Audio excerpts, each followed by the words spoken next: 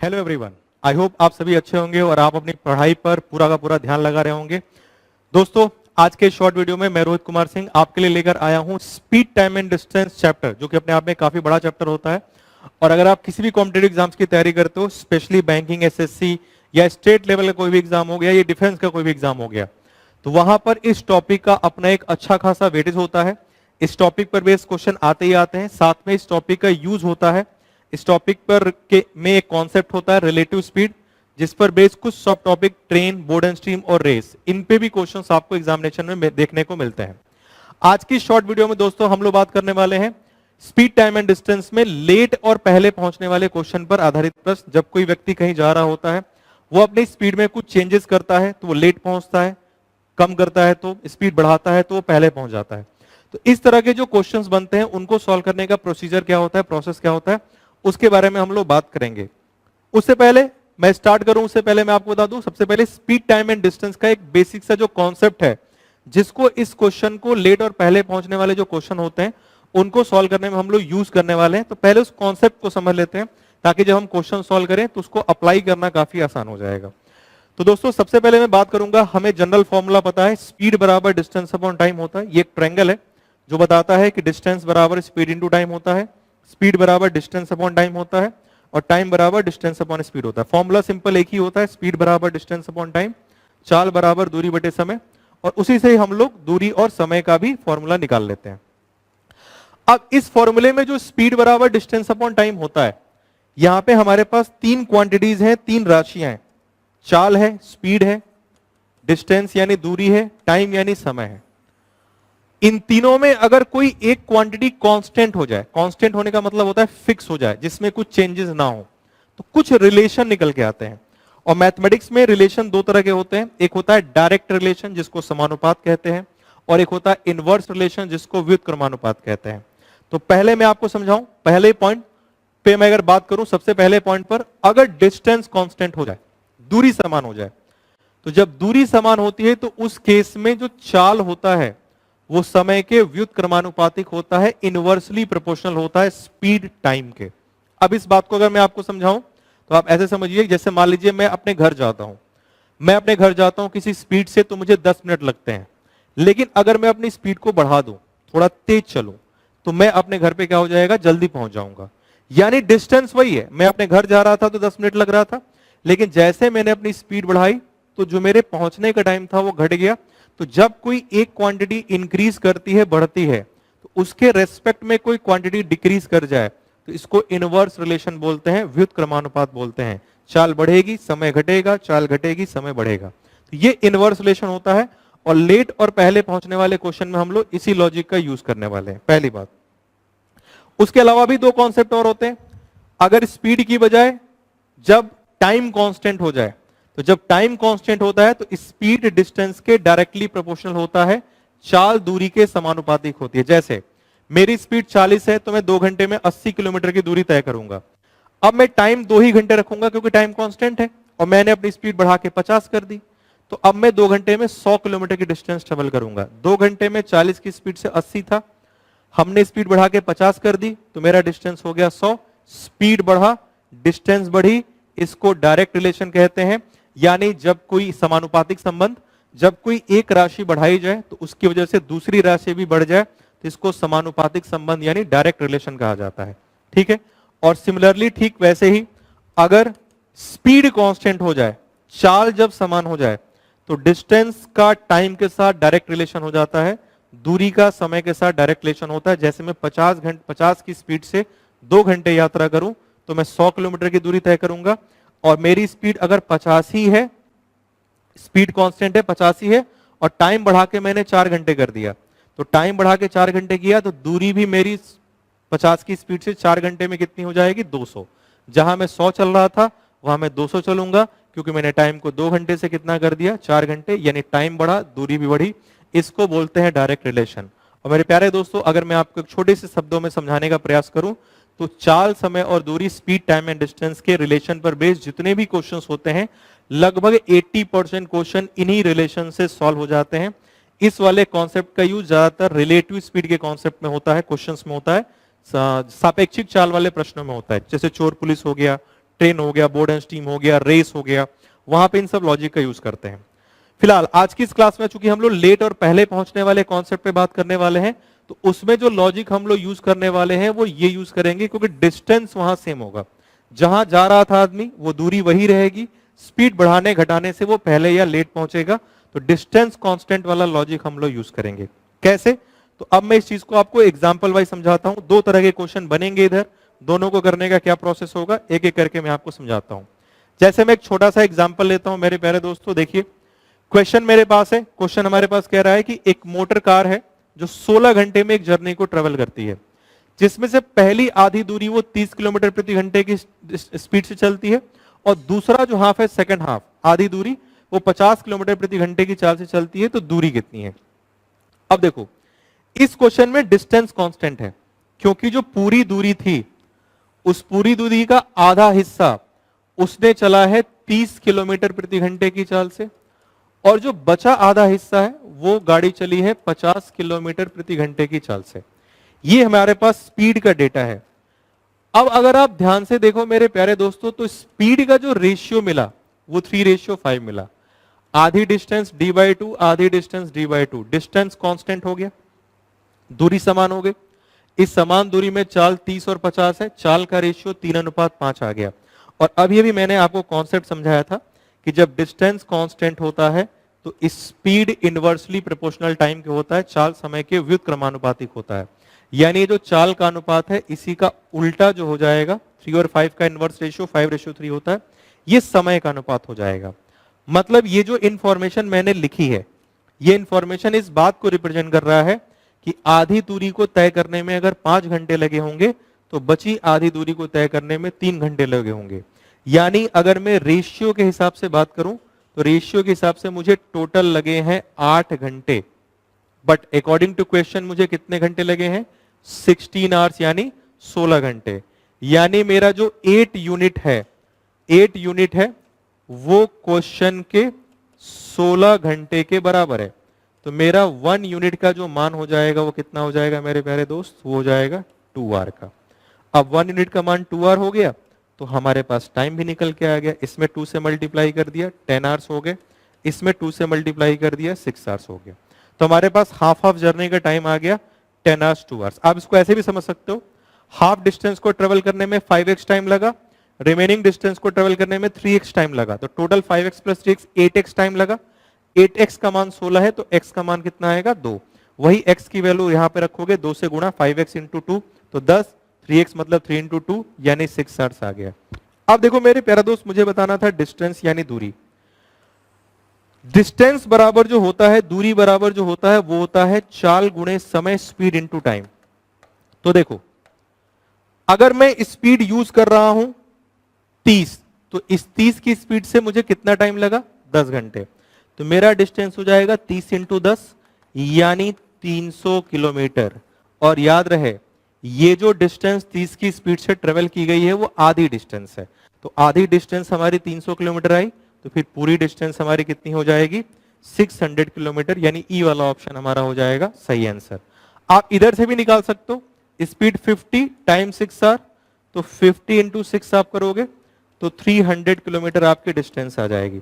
चूंकि half half distance की बात हो रही है तो आधी डिस्टेंस 300, आधी डिस्टेंस 300, तो पूरी जो जर्नी की डिस्टेंस हो जाएगी वो 600 किलोमीटर हो जाएगी।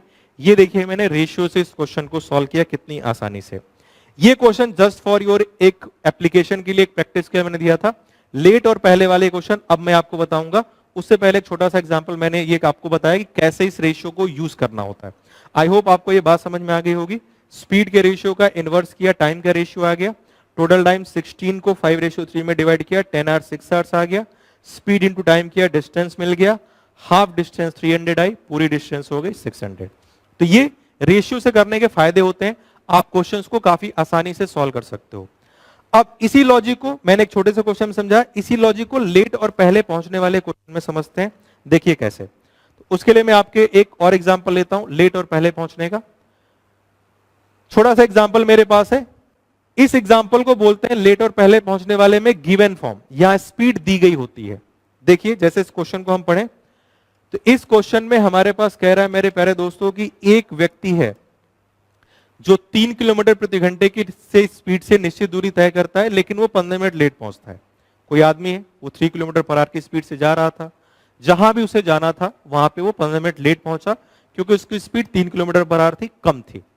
लेकिन जब वो अगले दिन 4 किलोमीटर प्रति घंटे की स्पीड से जाता है, अपनी स्पीड को बढ़ाता है, 4 की स्पीड से जाता है, तो वह अपने डेस्टिनेशन पर 15 मिनट पहले ही पहुंच जाता है। मतलब जो एक्चुअल टाइम होना चाहिए उससे 15 मिनट उसको कम लगे। तो हमसे पूछा गया, बताइए उसकी दूरी कितनी थी, यानी वो जितनी डिस्टेंस जा रहा था वो डिस्टेंस कितनी थी, उस डिस्टेंस को फाइंड आउट करना है। तो देखो मेरे प्यारे दोस्तों, आपको समझना क्या है, 3 किलोमीटर पर आवर से जितनी दूरी वो जा रहा था उतनी ही दूरी तो अगले दिन 4 किलोमीटर पर आवर की स्पीड से जा रहा है। मतलब डिस्टेंस क्या है, सेम। जब कभी भी डिस्टेंस कांस्टेंट हो जाता है तो स्पीड टाइम के इनवर्सली प्रोपोर्शनल होता है, चाल समय के व्युत्क्रमानुपातिक होता है।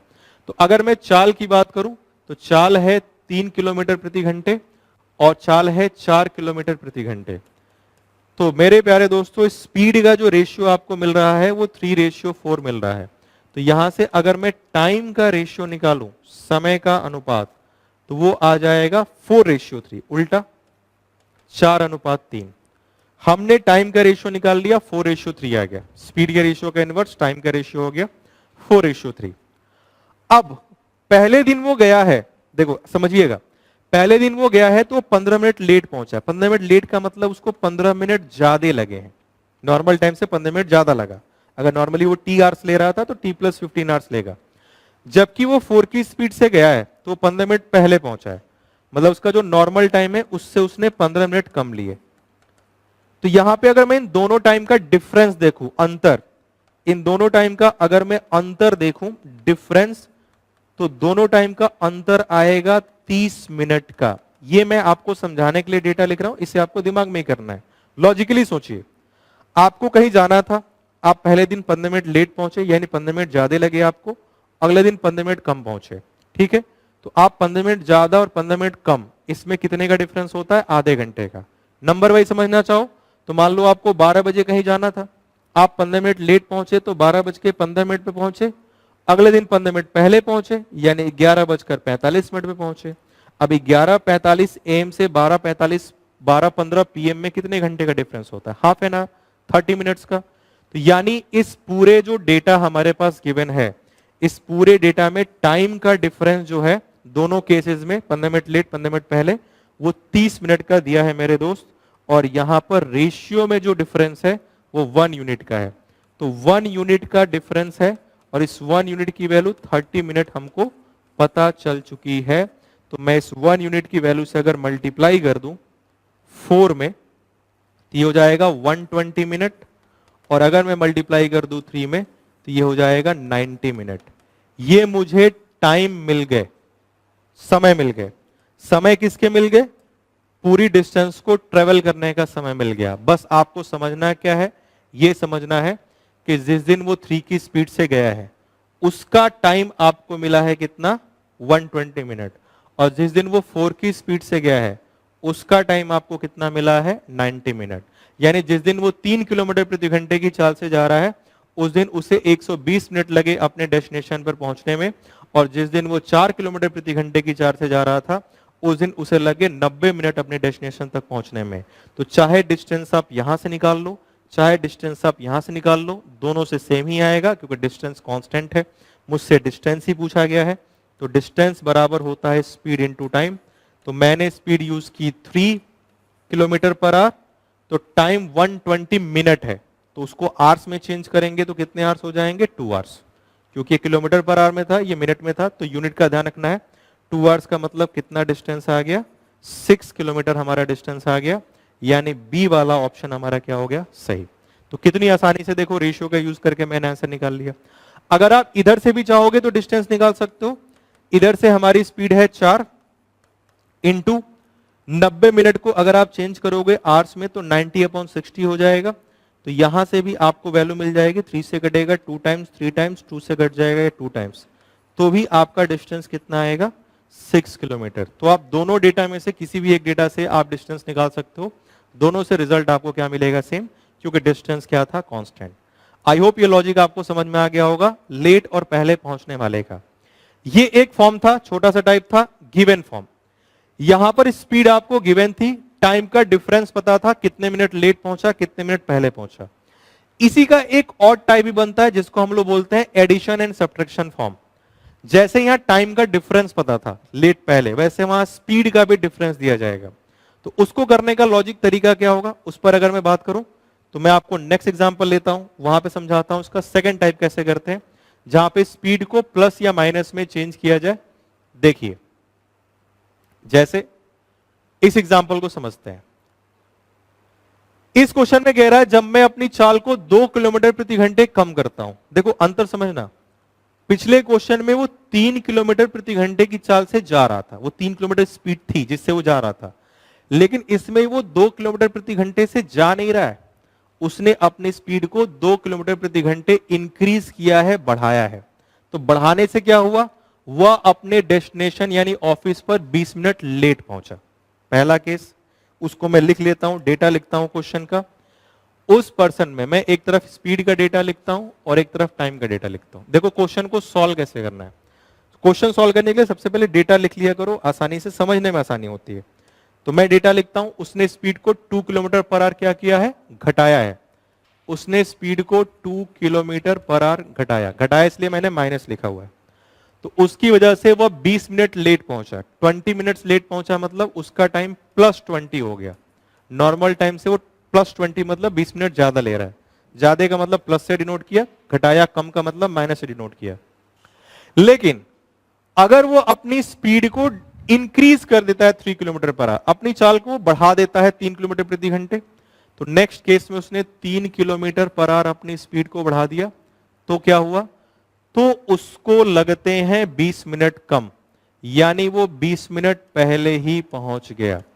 देखिए इस बार समस्या यह है कि इस बार आप स्पीड का रेशियो डायरेक्ट नहीं निकाल सकते, क्योंकि अगर वो बोला होता कि 2 किलोमीटर प्रति घंटे की चाल से गया तो 20 मिनट लेट पहुंचा, 3 किलोमीटर प्रति घंटे की चाल से गया तो 20 मिनट पहले पहुंचा, तो हम डायरेक्ट रेशियो 2:3 स्पीड का लिख लेते। लेकिन यहां स्पीड 2 और 3 है ही नहीं, क्योंकि उसने स्पीड तो 2 बढ़ाया है एक्चुअल स्पीड में।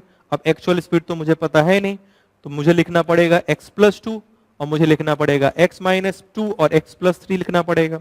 2 घटाया 3 बढ़ाया, तो यहां से रेशियो लेने का कोई मतलब है नहीं, क्योंकि रेशियो में तो वेरिएबल आ गया।